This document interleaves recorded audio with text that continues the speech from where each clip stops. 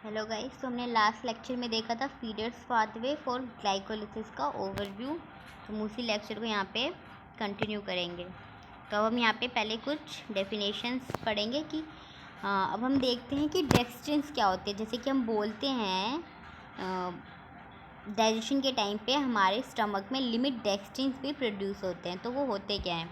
तो अगर हम देखें स्टार्च के डाइजेशन को, तो स्टार्च का डाइजेशन जो होता है वो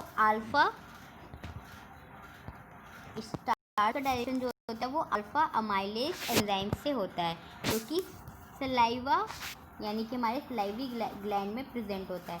बट ये एक्सेप्ट सलाइवरी ग्लैंड के अलावा ये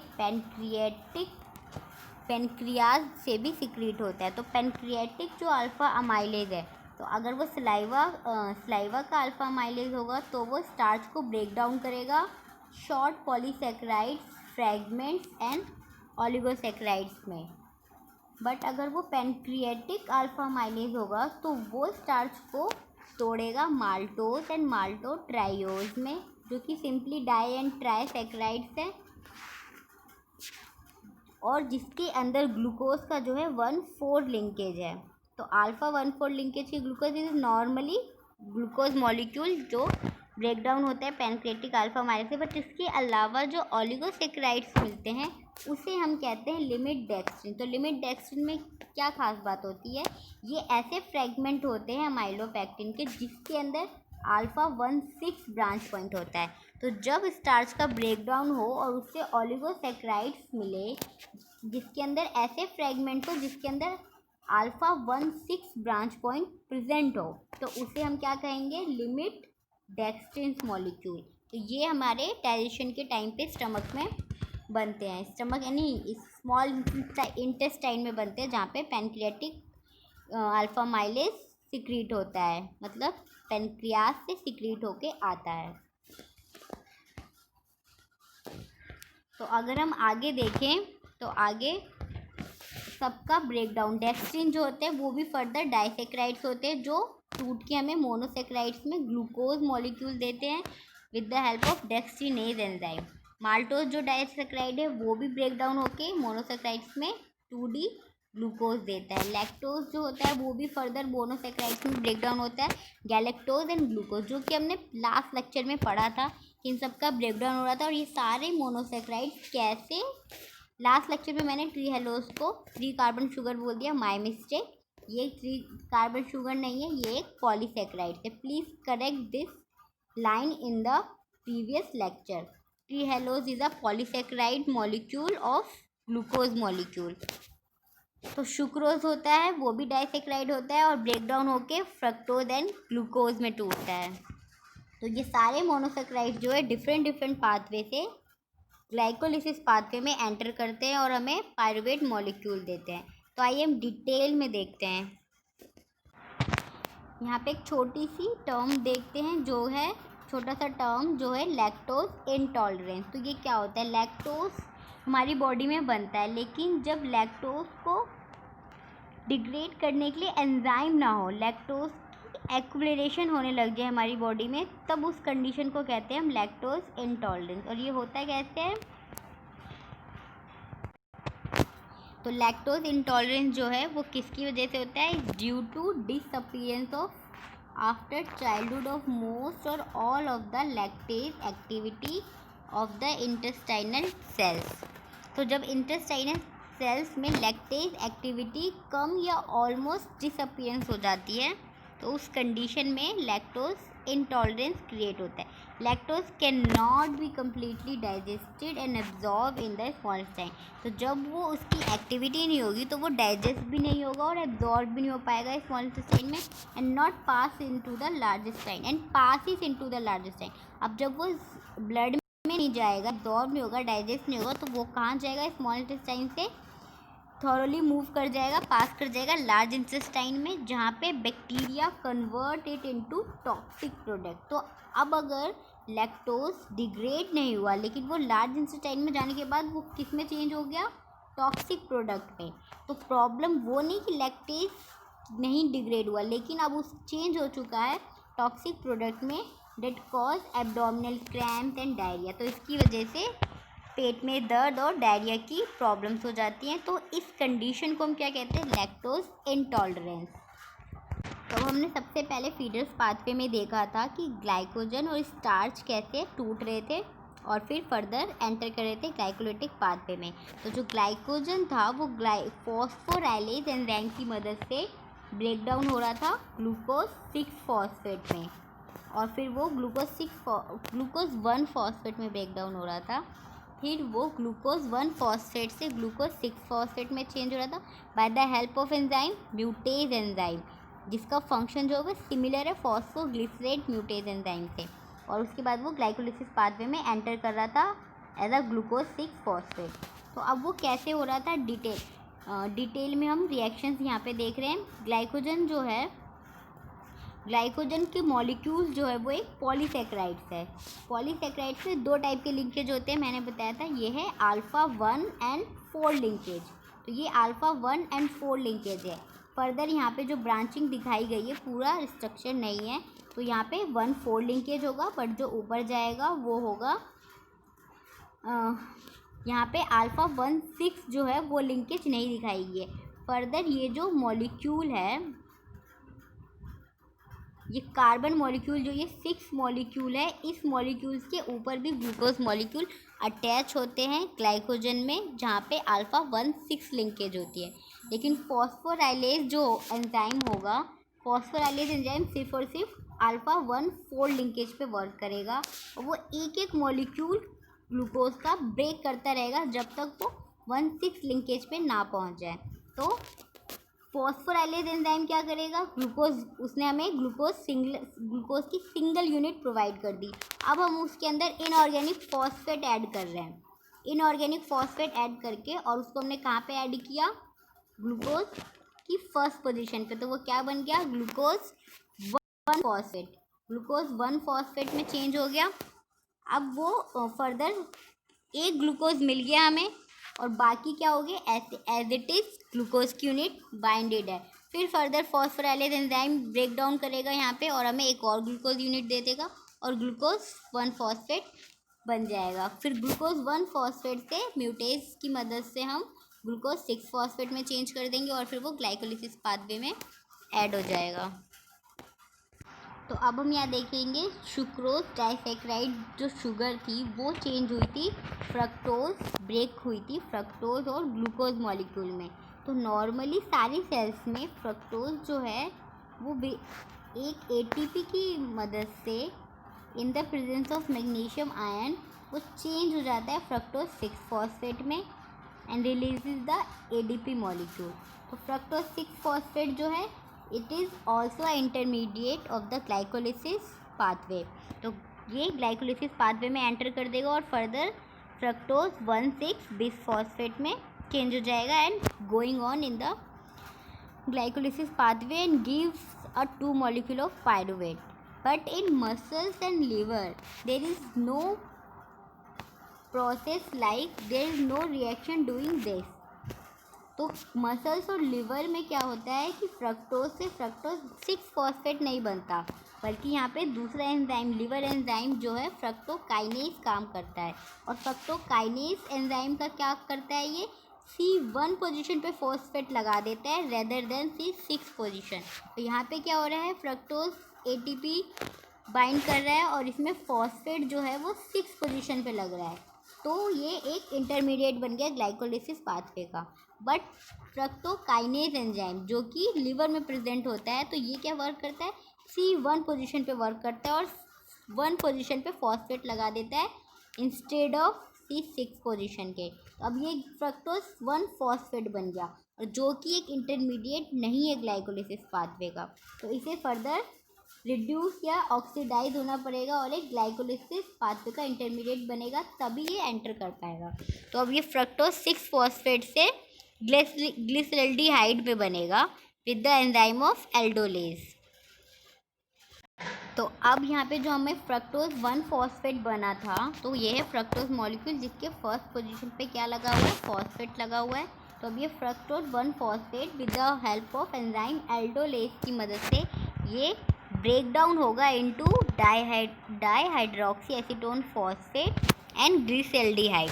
तो dihydroxy acetate phosphate further change होता था ग्लिसरॉल्डिहाइड में, जो हमने पढ़ा था ग्लाइकोलिसिस पाथवे में। और ग्लिसरॉल्डिहाइड जो होता है वो एज अ ग्लिसरॉल्डिहाइड नहीं, ग्लिसरॉल्डिहाइड 3 फॉस्फेट की फॉर्म में प्रेजेंट होता है ग्लाइकोलिसिस पाथवे में। तो अब हमें इस ग्लिसरॉल्डिहाइड को चेंज करना पड़ेगा ग्लिसरॉल्डिहाइड 3 फॉस्फेट में, फिर ये स्मूथली ग्लाइकोलिसिस पाथवे में एंटर कर सकता है। तो वो हम करेंगे with the help of enzyme triose kinase, क्योंकि ग्लिसरॉल्डिहाइड मॉलिक्यूल है और इसके थर्ड पोजीशन पे हमें बस क्या करना है, एक फॉस्फेट मॉलिक्यूल ऐड करना है। और फॉस्फेट मॉलिक्यूल ऐड करने के लिए कौन सा एंजाइम यूज़ होता है, काइनेज एंजाइम। और काइनेज एंजाइम, और ये कैसा मॉलिक्यूल है, 3 कार्बन मॉलिक्यूल है, first, second and third carbon. तो इस एंजाइम का क्या नाम होगा, ट्राइयोस काइनेज। ऐसा एंजाइम जो ट्राइयोस शुगर पे एक फॉस्फेट मॉलिक्यूल को ऐड कर रहा है। तो ग्लिसरॉल्डिहाइड प्लस एटीपी, जिससे हमें फॉस्फेट मिलेगा, और मैग्नीशियम आयन इज नीडेड। तो ये किस में चेंज कर देगा, ग्लिसरॉल्डिहाइड 3 फॉस्फेट एंड एडीपी में। अब ये ग्लिसरॉल्डिहाइड 3 फॉस्फेट जो ये एज इट इज एंटर कर जाएगा ग्लाइकोलिटिक पाथवे में, एंड फिर ये स्मूथली चलेगा और हमें क्या देगा, पाइरूवेट एज अ प्रोडक्ट। तो अब हम नेक्स्ट देखेंगे, हमने देखा था लैक्टोज जो एक डाइसेक्राइड शुगर थी वो फर्दर ब्रेक हो रही थी गैलेक्टोज और ग्लूकोज में। और ग्लूकोज तो ग्लाइकोलिसिस में एंटर कर गया from the first step, but galactose जो है वो as it is galactose enter नहीं कर सकता, इसका फर्दर क्या होगा, ब्रेक डाउन होगा। तो गैलेक्टोज को ग्लाइकोलिसिस में एंटर कराने के लिए सबसे पहला स्टेप क्या है, गैलेक्टोज को चेंज कर रहे हैं हम गैलेक्टोज 1 फॉस्फेट में with the help of enzyme galactokinase. तो एंजाइम के सारे नेम जो इसके फंक्शन या सबस्ट्रेट के बेसिस पे होते हैं, तो काइनेज यहाँ पे भी आ रहा है। काइनेज का मतलब एक पोजीशन पे फॉस्फेट ऐड करना, और गैलेक्टो का नाम जो है उसे सबस्ट्रेट मॉलिक्यूल से लिया गया है, गैलेक्टोज से galacto and kinase for the its function. तो गैलेक्टोज से हमने गैलेक्टोज 1 फॉस्फेट में चेंज कर दिया। अब ये फर्दर गैलेक्टोज 1 फॉस्फेट जो है कन्वर्ट होएगा इट्स अपने एपीमर में, और गैलेक्टोज 1 फॉस्फेट का एपीमर क्या है, ग्लूकोज 1 फॉस्फेट। तो गैलेक्टोज 1 फॉस्फेट और ग्लूकोज 1 फॉस्फेट क्या है, एपीमर्स है, तो इनका एपीमराइजेशन होगा। अब इसके लिए further set of reaction use होगी जिसके अंदर हम यूरिडिन डाइफॉस्फेट का भी फंक्शन होगा। तो इसको हम आगे देखेंगे।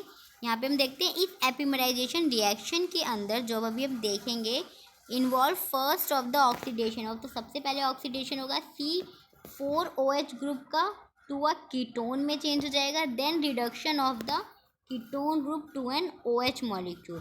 तो सबसे पहले C4 जो है OH ग्रुप वो कीटोन में चेंज होगा, फिर वो रिडक्शन हो जाएगा कीटोन से एक OH ग्रुप में। अब हम इसकी रिएक्शन देखते हैं। तो अब हम यहाँ पे रिएक्शन देखते हैं जिसमें गैलेक्टोज था। तो गैलेक्टोज को पहले हमने चेंज किया गैलेक्टोज 1 फॉस्फेट में with the help of galactokinase enzyme, जिसके अंदर एक ATP यूज़ हो रही है। तो इस एक ATP का जो टर्मिनल फॉस्फेट है वो ऐड हो जाता है फर्स्ट पोजीशन पे गैलेक्टोज के। तो हमें क्या मिला, गैलेक्टोज 1 फॉस्फेट।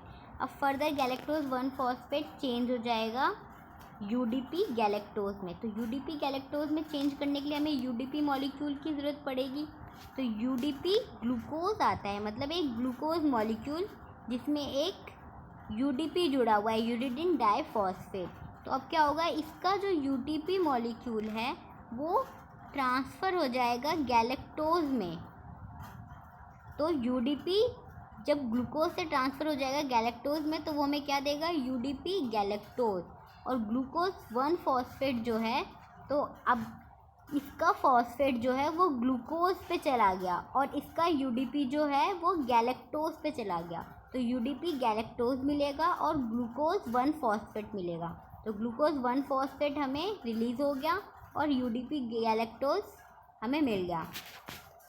अब इसके लिए एंजाइम यूज़ हो जाता है UDP glucose galactose 1 phosphate uridyl transferase. तो फर्दर इसके सबस्ट्रेट के बेसिस पे इसका नेम है, फर्दर जो फंक्शन है इसका वो है यूरिडाइल ट्रांसफरेज।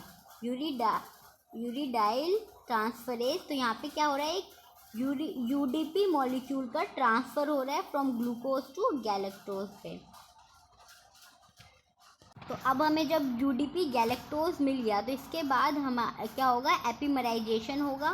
तो एपिमराइजेशन के रिएक्शन में हमने अभी पढ़ा कि उसके लिए क्या होगा, C4 कार्बन पे जो OH ग्रुप है वो पहले वो रिड्यूस हो जाएगा कीटोन ग्रुप में, कीटोन ग्रुप में चेंज हो जाएगा और फिर ये फर्दर दोबारा से OH ग्रुप में चेंज होगा इन द फर्दर रिएक्शन।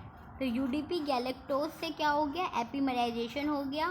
तो यहाँ पे यूडीपी ग्लूकोज 4 एपिमराइज एंजाइम है। तो ये सबस्ट्रेट के बेसिस पे है और ये फंक्शन के बेसिस पे एपिमराइज एंजाइम हो रहा है। तो ये यूडीपी गैलेक्टोज से किस में चेंज होगा, ग्लूकोज में, क्योंकि इसका एपिमर क्या है, ग्लूकोज है।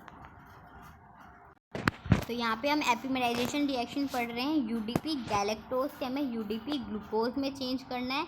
इसके अंदर दो इंटरमीडिएट रिएक्शन है, जिसके अंदर हमने अभी देखा था फोर्थ मॉलिक्यूल पे सबसे पहले OH लगा हुआ है जो कि चेंज होगा पहले कीटोन ग्रुप में और ये फर्दर फिर से चेंज हो जाएगा OH ग्रुप में। तो ये एपिमराइजेशन रिएक्शन की इंटरमीडिएट रिएक्शन है, जिसके अंदर एक NAD रिड्यूस होगा NADH2 में एंड सेकेंड रिएक्शन में फिर से एक और NAD रिड्यूस होगा NADH2 में। तो यहाँ पे क्या हो गया, ये जो हाइड्रोजन है और ये हाइड्रोजन है, ये इसको रिड्यूस करने के लिए हेल्प करेंगे और ऑक्सीजन जो है वो कीटोन ग्रुप में चेंज हो जाएगा। फर्दर यहाँ पे एक NAD से NADH रिड्यूस हुआ और ये OH ग्रुप में चेंज हो गया और हमें क्या मिल गया, यूडीपी ग्लूकोज। तो यूडीपी गैलेक्टोज से हमें मिल गया यूडीपी ग्लूकोज जो कि इसका एपिमर है। तो यहाँ पे कौन सी रिएक्शन हुई, एपिमराइजेशन रिएक्शन। तो अगर हम यहाँ पे देखें तो यहाँ पे हुआ क्या, तो गैलेक्टोज से हमें ग्लूकोज में चेंज करना था, यूडीपी एज इट इज़ है। एपिमराइजेशन रिएक्शन में एपिमर्स में चेंज करना है। तो एपिमर्स में क्या है, गैलेक्टोज और ग्लूकोज आपस में एपिमर्स है। यूडीपी तो अपनी पोजीशन पे ही है, फर्स्ट पोजीशन पे जहाँ पे वो लगा था। तो अब गैलेक्टोज और ग्लूकोज में सिर्फ और सिर्फ एक ही डिफरेंस है कि इसके C4 मॉलिक्यूल पे OH ग्रुप जो है उसकी स्पेशल अरेंजमेंट डिफरेंट होती है। तो ये ऊपर है और यहाँ पे नीचे है। तो इसी को चेंज करने के लिए हमने NAD का यूज़ किया और पहले कीटोन में चेंज किया और फिर वापस से इसकी स्पेशल अरेंजमेंट हमने क्या कर दी, रिवर्स कर दी और ये किस में चेंज हो गया, ग्लूकोज मॉलिक्यूल में। तो इस तरह से हमें एपिमराइजेशन रिएक्शन के थ्रू यूडीपी गैलेक्टोज से यूडीपी ग्लूकोज मिल गया। तो हमने देखा हमें यूडीपी ग्लूकोज मिल गया। अब यूडीपी ग्लूकोज से हम इजीली इसको चेंज कर सकते हैं, यूडीपी को हटा के ग्लूकोज में, और ग्लूकोज जो है वो इजीली एंटर कर जाएगा ग्लाइकोलिसिस पाथवे में। तो अब हम तीसरा जो मॉलिक्यूल है हमारा मैनोज। तो मैनोज भी क्या है, मैनोज भी एक मोनोसेक्राइड यूनिट है। तो मैनोज चेंज होगा मैनोज 6 फॉस्फेट में और मैनोज 6 फॉस्फेट जो है फर्दर ये एक आइसोमर्स है। मैनोज जो है वो आइसोमर है फ्रक्टोज का। तो अब हम मैनोज 6 फॉस्फेट को आइसोमरेज एंजाइम की मदद से चेंज कर सकते हैं फ्रक्टोज 6 फॉस्फेट में। और fructose 6 phosphate as we know it is the intermediate of glycolysis pathway and then it is enter in the glycolysis pathway and give rise the pyruvate as a product। तो यहाँ पे हमारा feeders pathway जो है वो ख़त्म हो चुका है। अब हम नेक्स्ट लेक्चर में न्यू टॉपिक से शुरू। Thank you.